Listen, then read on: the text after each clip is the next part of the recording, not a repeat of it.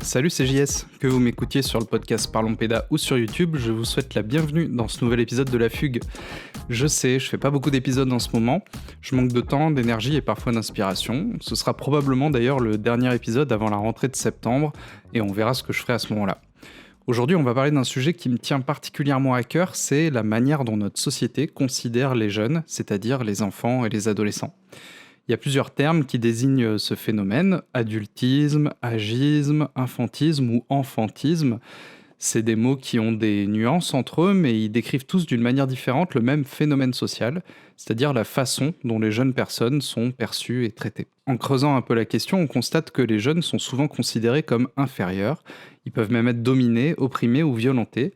Bien sûr, je ne pourrais pas évoquer tous les mécanismes et les conséquences de ce phénomène en un seul épisode, mais j'espère que ça vous invitera à réfléchir et à vous renseigner davantage.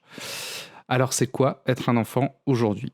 Oui, les enfants ont des droits, il existe même une convention internationale qui les formalise. Cependant, ces droits ne sont pas équivalents à ceux des adultes. Ce sont des droits adaptés, ce qui signifie souvent qu'ils sont dilués. Sous prétexte que les enfants seraient inférieurs, incapables ou irresponsables, on leur accorde pas de véritables droits, mais plutôt une convention qui oblige les adultes à les prendre en compte et à ne pas leur faire de mal. Ce qui est déjà pas mal quand on y pense. Pendant des siècles, les enfants n'étaient généralement pas considérés comme des personnes à part entière jusqu'à ce qu'ils soient en âge d'être utiles. La réalité, c'est que les enfants ne votent pas, n'ont généralement pas droit à la propriété privée, ne choisissent pas où et avec qui ils vivent, ne décident pas s'ils préfèrent travailler ou étudier, et ne participent pas aux décisions qui les concernent, et notamment les décisions familiales. Ils peuvent pas refuser des soins ou choisir comment ils veulent être soignés, ils n'ont pas droit à une assistance juridique, ni à porter plainte, et ainsi de suite.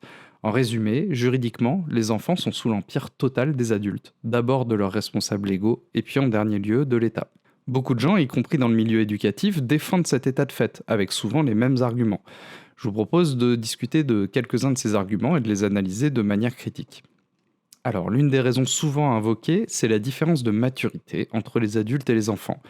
Mais c'est quoi être immature ? On a tendance à considérer que la norme en matière de personnalité, c'est la personnalité des adultes, qu'on va qualifier avec ce mot un peu mystérieux, mature. Les adultes seraient matures et les enfants ne le seraient pas. En ce qui concerne les humains, on peut distinguer deux grandes facettes de la maturité. On peut parler de maturité physique et de maturité psychique. Ici, on va surtout parler de maturité psychique. Pour les scientifiques et les médecins, c'est difficile de parler de maturité psychologique parce que c'est une notion qui est surtout culturelle. Être immature, c'est tout simplement ne pas être arrivé au stade de la vie que la société des adultes considère comme la norme. Les enfants sont d'abord pensés et considérés comme de futurs adultes, et secondairement comme des personnes à part entière. On considère que les enfants font la preuve de leur immaturité en exprimant des émotions, en faisant des erreurs, en réussissant pas toujours, et on imagine que des adultes à leur place ne feraient pas la même chose. Mais en fait, c'est pas vrai. Les adultes aussi, ils expriment des émotions fortes. Ils font des erreurs, ils sont impatients, ils sont parfois indifférents à ce que vivent les autres. En fait, ils ont les mêmes comportements que les enfants, mais comme ils sont plus âgés, ils sont pas regardés de la même manière. Quand un enfant pique une colère, il est immature, alors que quand un adulte pique une colère dans la même situation, il est colérique. Prenons un exemple avec la gestion de l'argent, qui est une capacité reconnue aux personnes jugées matures. L'idée que les enfants ne sont pas capables de gérer de l'argent, ça relève du lieu commun. Personne ne confie la gestion financière du foyer à un enfant. On va plutôt leur donner un peu d'argent de poche pour les éduquer à la gestion de l'argent. On pense qu'ils sont pas suffisamment matures pour gérer un budget de manière responsable. Or, on peut penser à des situations qui viennent questionner un peu cette croyance. Il y a beaucoup d'enfants qui montrent leur capacité à gérer des budgets de façon responsable à travers différentes pratiques, et notamment les jeux vidéo. Dans ces jeux, il y a certaines mécaniques qui reposent sur la capacité à gérer rationnellement des ressources en quantité limitée. Les enfants, dans ces jeux, ils peuvent faire preuve d'une capacité très fine de jugement quand il s'agit de gérer des budgets. Puis il y a des situations exceptionnelles, des enfants qui peuvent se retrouver isolés et obligés de se débrouiller par eux-mêmes. Dans des zones de guerre, des bidonvilles ou des zones économiquement sinistrées, il y a des enfants qui gèrent des budgets sans adultes pour les aider. Alors on dira d'eux qu'ils ont grandi trop tôt et qu'ils sont trop matures pour leur âge, mais il reste la preuve vivante que cette capacité de rationalité, c'est pas l'apanage des adultes. Peut-être que la maturité, c'est pas qu'une question de capacité, mais aussi de contexte. Comment est-ce qu'on peut faire preuve de maturité si on n'a pas l'occasion de le démontrer ? On peut se demander si les enfants les plus matures ne sont pas ceux à qui on donne l'occasion de montrer qu'ils peuvent être matures, et si ceux qui le sont moins ne sont tout simplement pas ceux à qui on ne donne pas suffisamment d'occasion de faire preuve de maturité, c'est-à-dire ceux à qui on fait moins confiance. Et puis il y a aussi le fait que tous les adultes ne montrent pas ces capacités. Tous les adultes ne sont pas capables de gérer un budget de manière responsable, de toujours faire preuve de rationalité quand ils ressentent de fortes émotions ou d'exercer un esprit critique. Chacun d'entre nous peut le constater partout et tous les jours. Les humains en âge d'être considérés comme des adultes ne sont pas matures partout et tout le temps.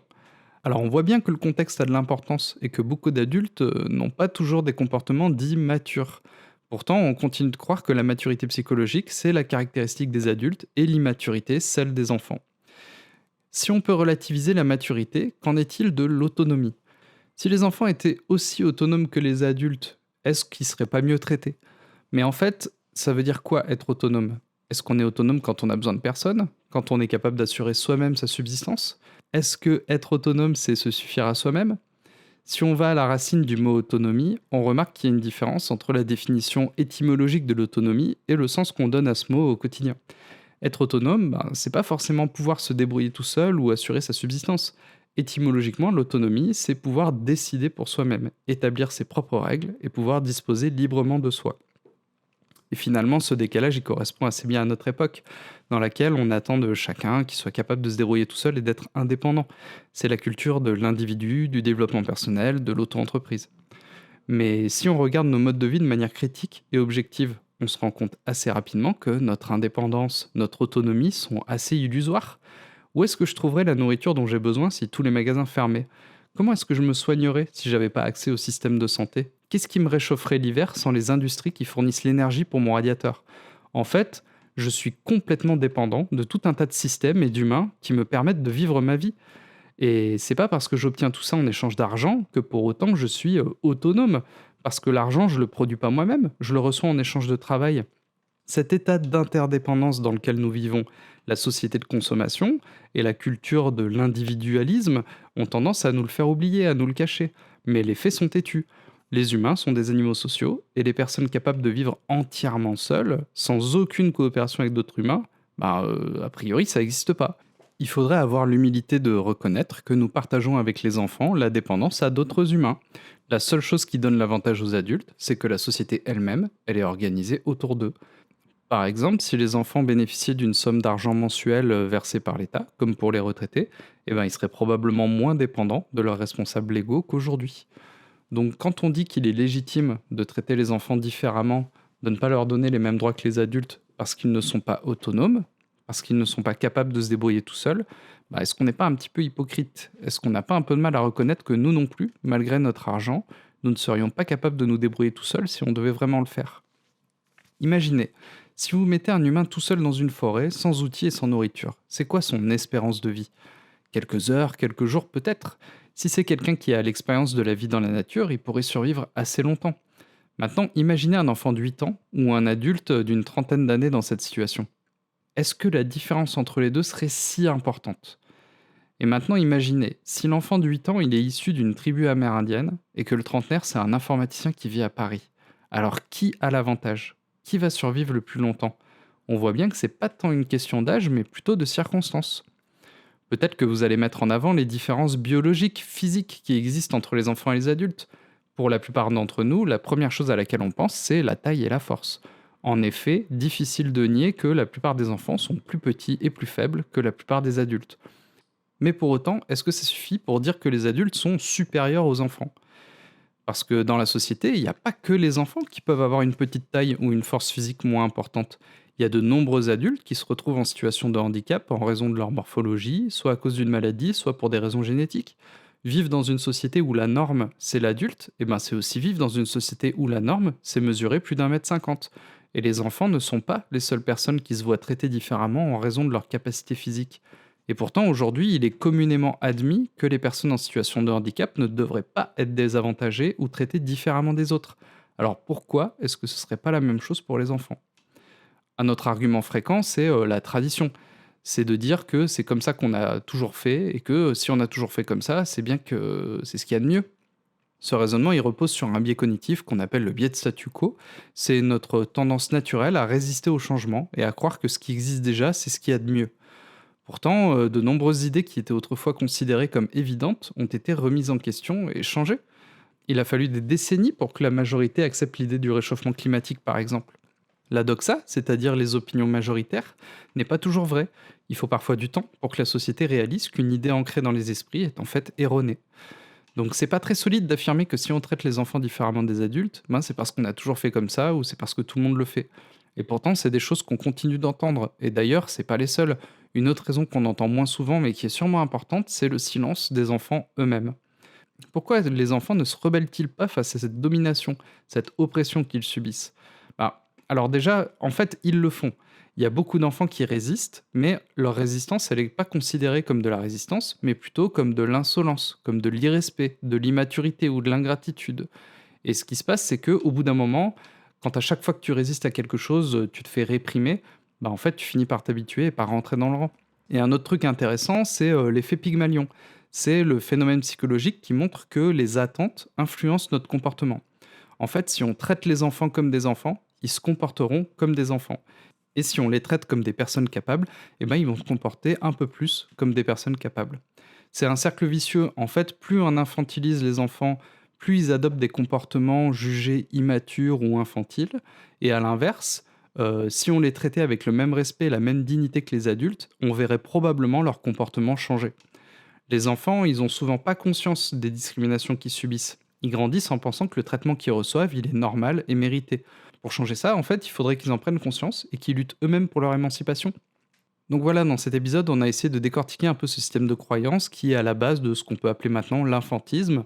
Comme le racisme et le sexisme, c'est l'ensemble des comportements et des institutions qui sont discriminantes, mais dont les discriminations sont basées sur l'appartenance au groupe d'humains hégémoniques dominants, c'est-à-dire les adultes. Chacune de ces croyances, on a essayé de les comprendre et de les analyser de manière critique. On s'est rendu compte que la maturité, l'autonomie, les capacités physiques ou encore la tradition et la culture ne sont pas des raisons très solides pour justifier une différence de traitement et de droit vis-à-vis des jeunes personnes. Ces mots, enfants et adultes, ne sont que des mots, des étiquettes qu'on colle sur des réalités humaines. Et si on traitait les personnes de façon plus égale, quel que soit leur âge, on éviterait sûrement pas mal de violence et d'oppression. Alors attention, je dis pas qu'il faut que dès la naissance, on attende des humains qu'ils assurent les mêmes fonctions et qu'ils aient les mêmes responsabilités que d'autres humains plus âgés. Moi, je crois que l'idée qu'une jeune personne doit être protégée et soignée le temps qu'elle devienne capable de le faire toute seule, c'est inévitable et tant mieux. Mais ce que je constate, c'est que protéger les enfants, ça peut servir de prétexte à les dominer, à les contraindre, à les manipuler, à leur interdire les choses dont ils auraient besoin et à les forcer à faire des choses qui ne les aident pas à grandir. Moi, je me demande pourquoi toutes ces croyances, elles sont si difficiles à questionner. Qu'est-ce qui fait que, quand on dit que les enfants devraient être plus libres et plus autonomes, on nous renvoie qu'on va créer des enfants rois ou qu'on va les mettre en danger? Qu'est-ce qui fait que, quand on remet en question des pratiques éducatives maltraitantes, on nous renvoie que c'est une question de liberté individuelle et que chacun devrait pouvoir éduquer ses enfants comme il l'entend? Qu'est-ce qui fait que, génération après génération, on répète les mêmes erreurs, on reproduit cette culture de violence, de compétition, de jugement? Une partie de l'explication, pour moi, c'est qu'on vit dans une culture qui normalise la domination. C'est-à-dire une organisation sociale extrêmement hiérarchisée, où on est tous et toutes très conscients de qui se trouve au-dessus de nous et en dessous de nous sur l'échelle du pouvoir, de l'argent, de la réussite, de la performance, de l'emprise et de la dignité. L'enfance et l'éducation sont à l'image de cette société. Et la domination des enfants, en fait, c'est la préparation à une vie dans laquelle on est tous dominés par quelqu'un, et où on va tous dominer quelqu'un d'autre. Un monde dans lequel les enfants sont libérés des discriminations et des mécanismes de domination qui pèsent sur eux, c'est un monde où on s'autorise à remettre en question cette culture de la domination. Un monde dans lequel mener une vie simple et joyeuse en se rendant utile aux autres, ce serait un horizon suffisant, parce qu'il n'y aurait personne à dominer et qu'on n'aurait pas appris dès le plus jeune âge à laisser d'autres gens nous dominer. Alors j'en vois déjà au fond qui sont en train de me traiter de bisounours ou de hippie, et en vrai vous avez pas tort, hein. Bien sûr que c'est un peu illusoire d'espérer changer complètement notre culture en changeant notre relation à l'enfance. Mais les progrès qu'on a fait jusqu'à aujourd'hui, et on en a fait, ils ont été faits par des gens qui avaient des convictions et qui poursuivaient un idéal. De l'hygiénisme à la démocratisation de l'école, l'éducation nouvelle, l'éducation populaire, les droits de l'enfant, la protection de l'enfance en danger, ce sont des étapes et on est sur un long chemin. Et ce chemin, on le parcourt ensemble en faisant des choix, vous et moi qui sommes professionnels de l'éducation, ou parents, ou même simples citoyens. Et voilà, c'était le dernier épisode de La Fugue pour cette saison. N'hésitez pas à venir en discuter en commentaire ou sur les réseaux. On se retrouve bientôt sur YouTube, sur Twitch ou sur Parlons Pédas. Vous pouvez suivre La Fugue sur les réseaux si vous voulez être tenu au courant. À bas la hiérarchie et à bientôt.